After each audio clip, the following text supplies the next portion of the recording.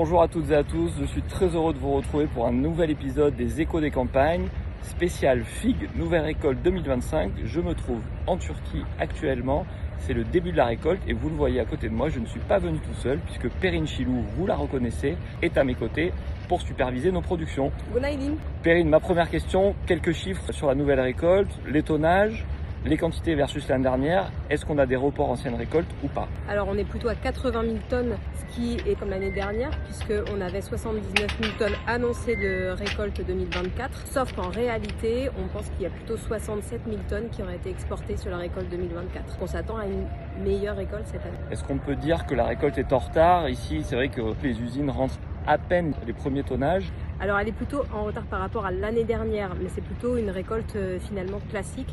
Et le premier bateau, retenez bien cette date, ce sera le 15 octobre. Remontez vos besoins avant le 15 octobre. On arrive assez vite sur le sujet de l'année. Ce sont les contrôles qui sont renforcés au niveau des douanes en Europe, sur les ochratoxines, sur les aflatoxines.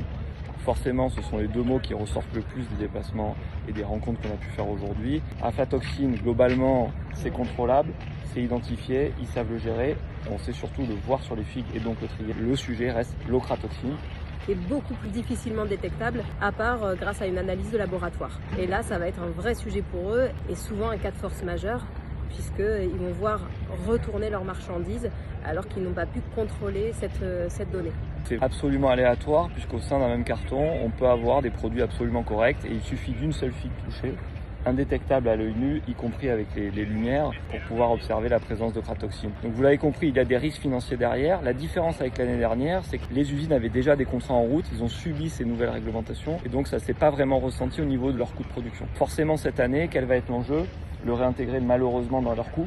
La part de risque va être forcément réintégrée dans le prix de revient en fait des figues. Vous allez avoir aussi l'inflation qui continue à faire rage en Turquie et les taux d'intérêt qui ne baissent toujours pas. Au-delà de ça, le taux de change de notre monnaie n'est même pas en notre faveur. Donc vous l'avez compris, le temps actuel est vraiment à la négociation pour les packers ici en Turquie. Il y en a encore 250. 140 usines ont tout simplement déposé le bilan entre l'année dernière et cette année.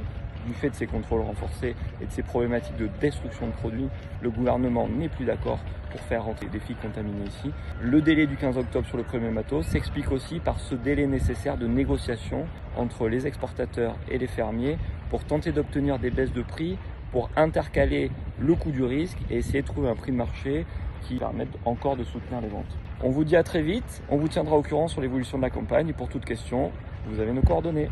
Merci. À bientôt.